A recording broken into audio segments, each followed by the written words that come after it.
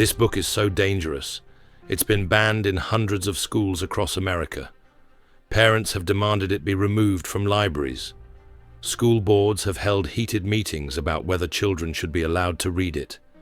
And yet, it's also called the greatest American novel ever written, required reading for millions of students. So what is Harper Lee's To Kill a Mockingbird really? A masterpiece of moral courage, or a problematic relic that does more harm than good? The answer might surprise you, because in 2025, 65 years after publication, this novel is still starting fights, still getting teachers fired, still dividing communities. The same issues that Harper Lee wrote about in 1960 are headlines today. Police brutality, systemic racism, the failure of good people to speak up when it matters. Which means either we haven't learned anything from this book, or we've learned too much, and some people want to keep that knowledge buried. Let's go back to where it all started. February 1st, 1960. 4 black college freshmen walked into a Woolworth's department store in Greensboro, North Carolina. They sat down at the whites-only lunch counter and ordered coffee. The waitress refused to serve them. They didn't leave. They sat there for hours while white customers screamed racial slurs, poured drinks on them, and threatened violence. By the end of the week, hundreds of students had joined the sit-ins.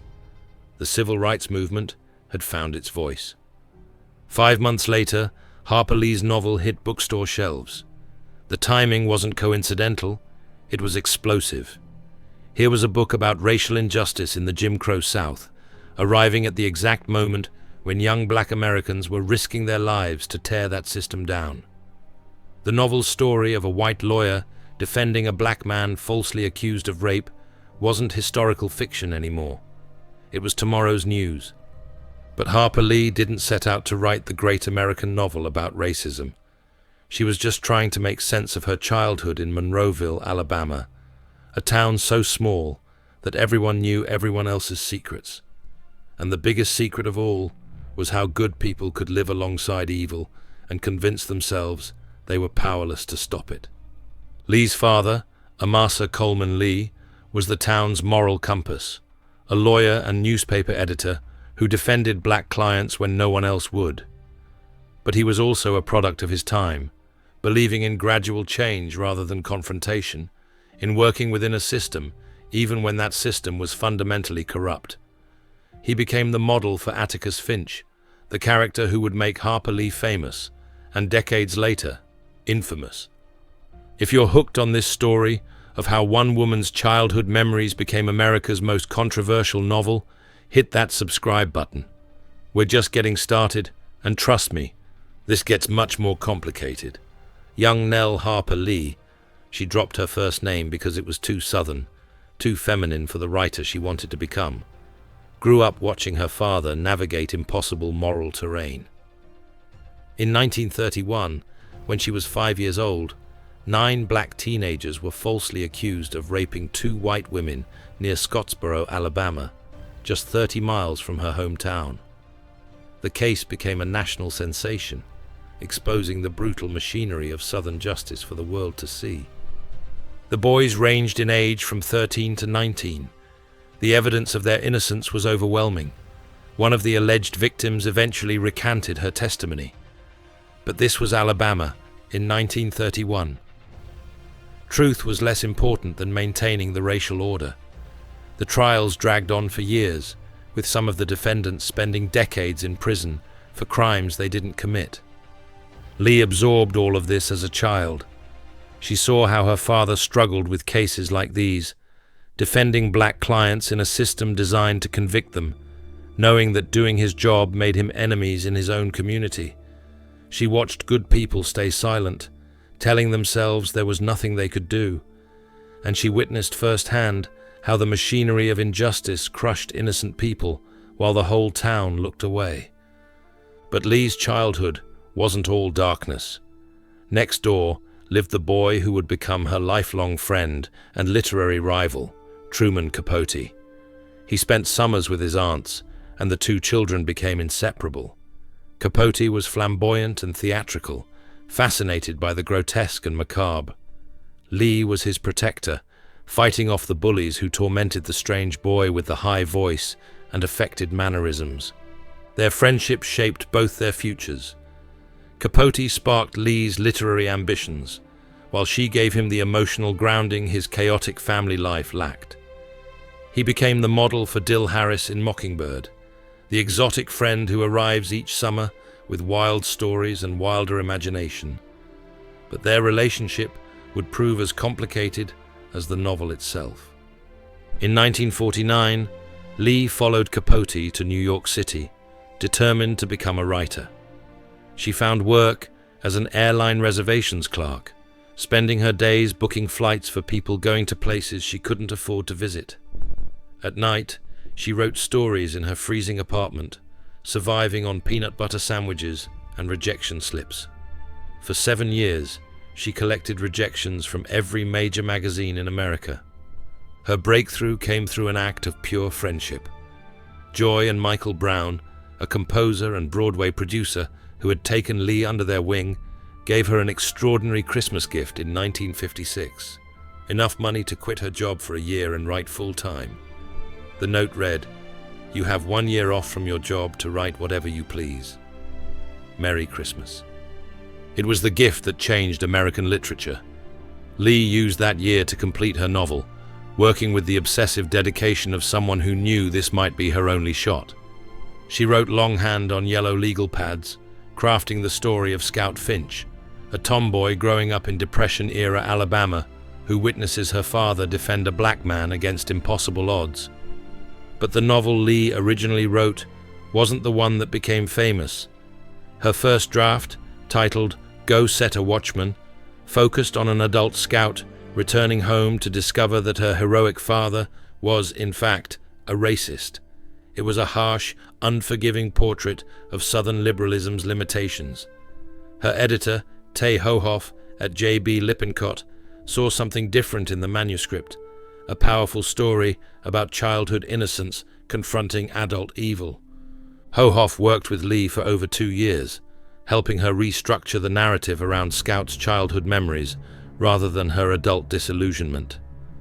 Together, they created the version we know today, a story told through the eyes of a 6-year-old who doesn't fully understand the adult world she's describing.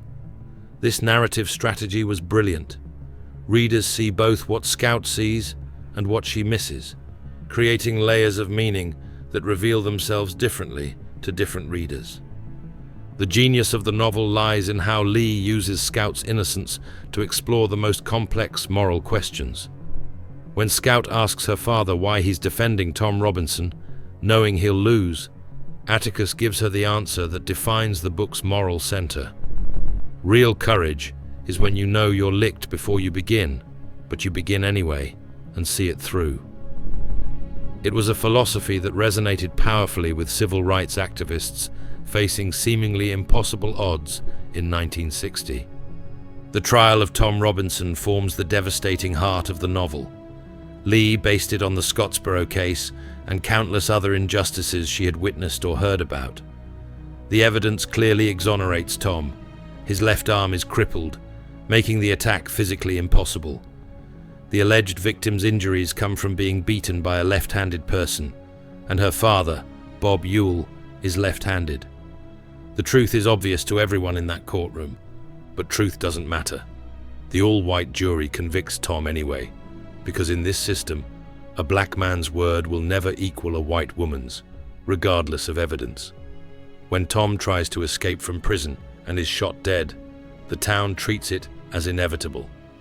As Atticus tells Scout, they shot him 17 times. They didn't have to do that, but they did. Even in death, Tom Robinson is denied dignity. The novel's other great symbol is Boo Radley, the reclusive neighbor who becomes the town's boogeyman. Children dare each other to touch his house. Rumors swirl about his appearance, his sanity, his dangerousness. He's the monster that parents use to frighten children into good behavior. But Lee slowly reveals the truth. Boo isn't the monster. The real monsters wear suits and sit on juries and call themselves respectable citizens. When Bob Ewell attacks Scout and Jem in the novel's climactic scene, it's Boo who saves them, killing Ewell in the process. The sheriff, recognizing that Ewell deserved what he got, covers up Boo's involvement. As he tells Atticus, "There's a black boy dead for no reason, and the man responsible for it's dead. Let the dead bury the dead." This is where the novel's title reveals its full meaning. Atticus has told his children that it's a sin to kill a mockingbird because they don't harm anyone. They just sing their hearts out for us. Tom Robinson was a mockingbird, destroyed for no reason other than the color of his skin. Boo Radley is another mockingbird, a gentle soul who's been turned into a monster by community gossip and fear. Share this deep dive with someone who needs to understand why this book still matters in 2025, because these conversations are more urgent now than ever. When To Kill a Mockingbird was published in July 1960, it became an immediate sensation. The novel topped bestseller lists for months, won the Pulitzer Prize for Fiction in 1961, and was adapted into an Academy Award-winning film starring Gregory Peck in 1962. Peck's portrayal of Atticus Finch cemented the character as an American icon, the ideal of moral courage and integrity that transcends racial prejudice. For decades, Atticus represented what white Americans wanted to believe about themselves, that good people would always do the right thing, regardless of personal cost. He became the white hero who stood up for black people when they couldn't stand up for themselves. Teachers used the novel to start conversations about racism, confident that students would learn the right lessons about tolerance and justice. But something interesting happened over the years. Black readers began speaking up about their experience with the novel. They pointed out that the story centers white characters in a narrative about black suffering. Tom Robinson, despite being the victim of the injustice, has no inner life, no agency, no voice of his own. He exists primarily to be saved by Atticus and mourned by Scout. The novel is more concerned with how racism affects white people, how it challenges their consciences and tests their courage, than with how it destroys black lives. Critics also noted that Atticus, for all his heroism, is still very much a man of his time. He believes in gradual change rather than civil rights activism. He tells Scout that you can't change people's hearts through legislation. He's paternalistic toward black characters, referring to grown men by their first names while expecting to be called Mr. Finch in return. When a mob threatens to lynch Tom Robinson, Atticus faces them down, but he never questions the system that makes such mobs possible. This critique gained momentum during the Black Lives Matter era, as America grappled with police brutality and systemic racism. Some educators began questioning whether the novel's white savior narrative was appropriate for modern classrooms. How could teachers discuss contemporary racial justice while centering a story about white moral awakening? The controversy exploded in 2015 when Harper Lee, then 89 years old, shocked the literary world by announcing the publication of Go Set a Watchman. Billed as a sequel to Mockingbird, the new novel featured an adult scout returning to Alabama to discover that her heroic father had become a racist, attending white citizens' council meetings and spouting segregationist ideology. Readers were devastated. The Atticus they had revered for 50 years was revealed to be a man who believed black people were inferior, who opposed integration, who thought the South needed to resist federal civil rights legislation. How could their hero have fallen so far? But Watchmen wasn't really a sequel. It was Lee's original manuscript, the one her editor had helped her reshape into Mockingbird. The publication revealed that Lee had always understood the limitations of white Southern liberalism. The heroic Atticus of Mockingbird was the idealized version, the father seen through a child's adoring eyes. The racist Atticus of Watchmen was probably closer to the truth about men like Lee's own father, decent people who nonetheless accepted the fundamental assumptions of white supremacy. The literary world erupted in controversy.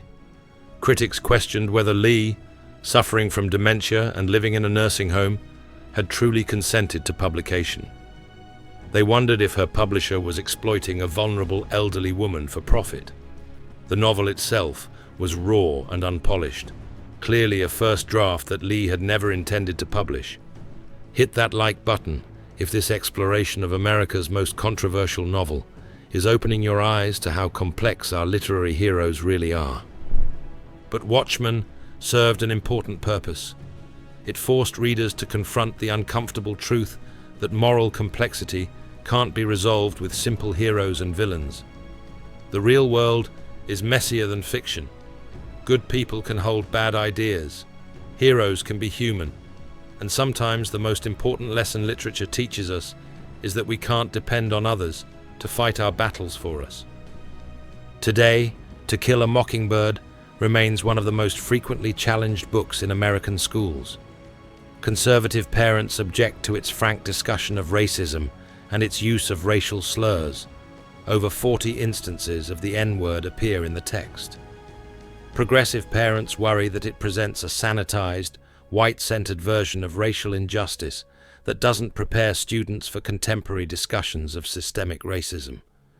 Some school districts have removed the novel from their curricula entirely. Others teach it alongside works by Black authors, providing multiple perspectives on the Black experience in America. Teachers report that the novel often sparks their most difficult and important classroom conversations, discussions about privilege, power, and the ongoing legacy of slavery in American society. The debate over Mockingbird reflects a broader cultural struggle over how we teach American history. Do we emphasize the progress we've made, celebrating heroes like Atticus Finch who stood up for justice?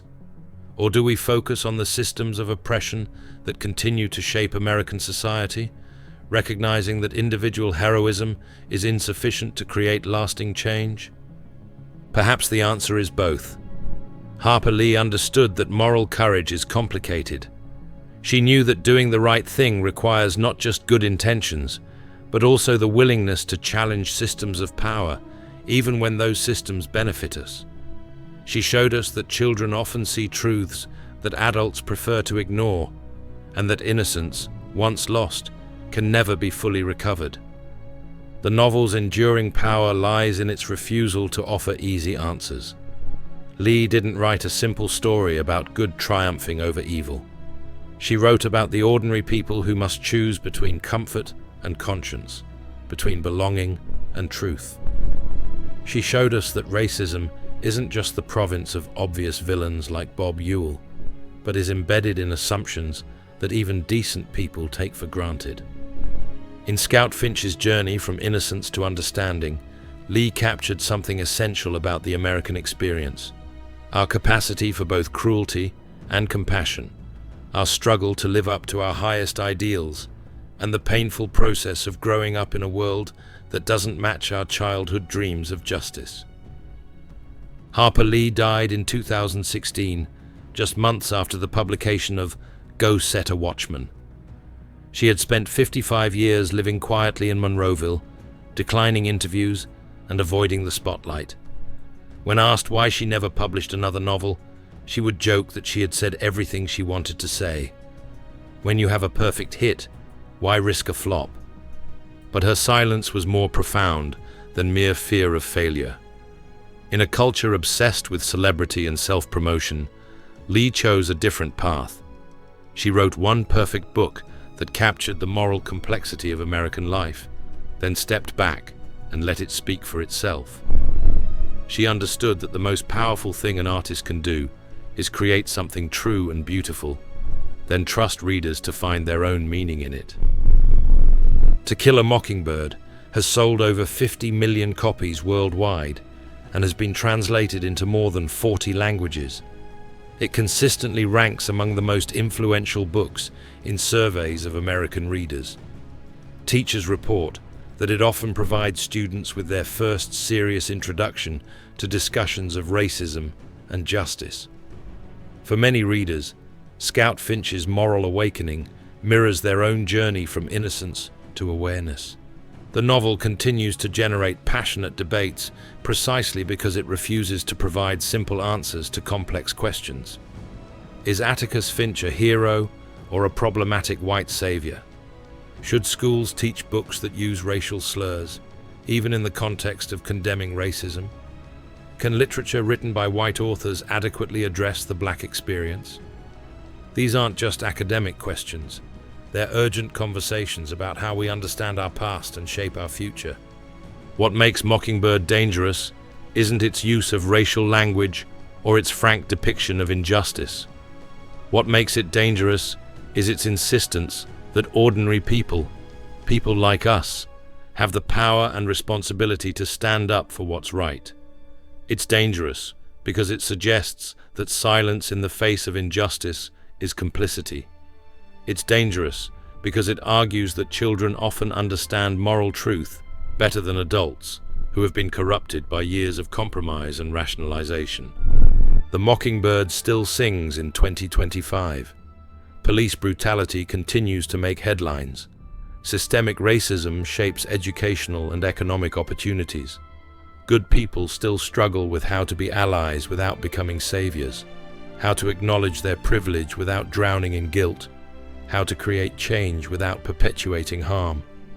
Harper Lee's novel doesn't provide a roadmap for solving these problems, but it does something more important. It forces us to examine our own consciences, to question our own assumptions, to consider what we would do in Atticus's position. Would we take the unpopular case? Would we stand up to the mob? Would we have the courage to do what's right, even when we know we're licked before we begin? The Mockingbird still sings. The only question is, will we silence it or finally listen? This story isn't over. The conversations that Harper Lee started in 1960 are still happening today, still dividing communities, still challenging us to live up to our highest ideals. Subscribe to join these crucial conversations and let us know in the comments, should schools still teach To Kill a Mockingbird in 2025? Share your thoughts and this video because democracy depends on our willingness to wrestle with difficult questions together.